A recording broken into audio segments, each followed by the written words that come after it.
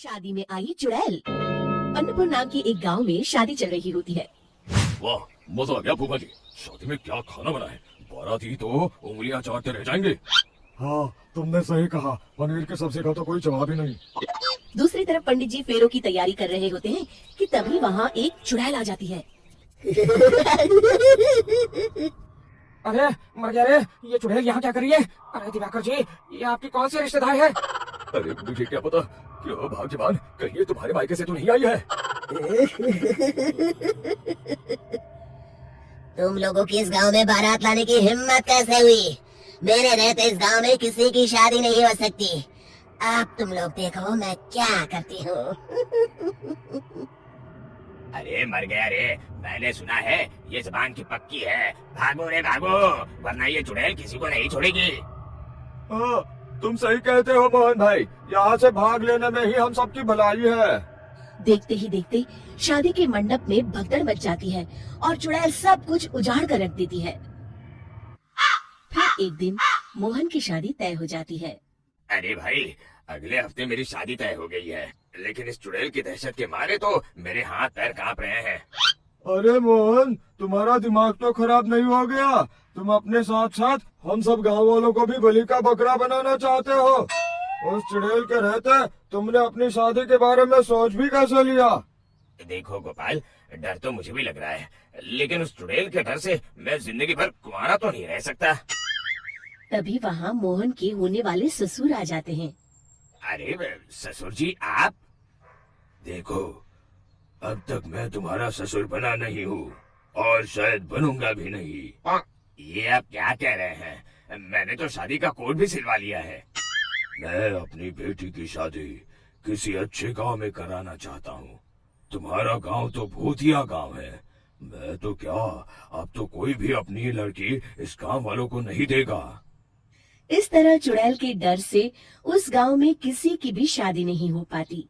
फिर एक दिन गांव के जमींदार अपनी बेटी की शादी करने का विचार करते हैं, लेकिन चुड़ैल के डर से उनकी भी हिम्मत जवाब दे देती है। अगर मेरी बेटी की शादी तय समय से नहीं हुई तो मेरी नाक कट जाएगी। मुझे कुछ करना ही होगा।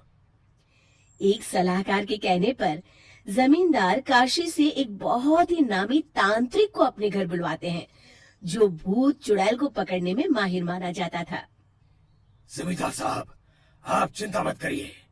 इस गांव की सीमा में प्रवेश करते ही मुझे उस चुड़ैल के बारे में सब पता चल गया था। आप उसे जल्दी से जल्दी कैद कर लीजिए ताकि मैं अपनी बेटी की शादी कर सकूं।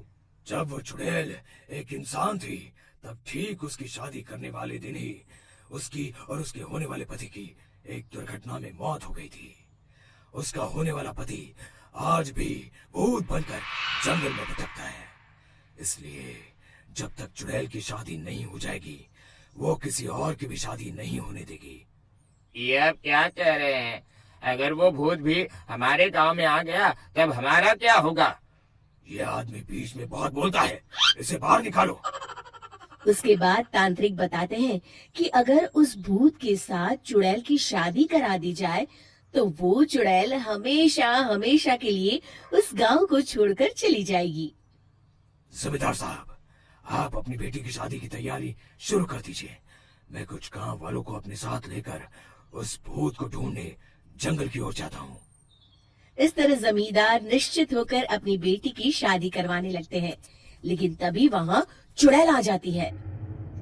मैंने तुम गांव वालों को समझाया था ना कि इस गांव में कभी कोई शादी नहीं करेगा। लगता है तुम लोग मुझे हल्के में ले रहे हो। चुड़ैल जमींदार की बेटी को उठा लेती है।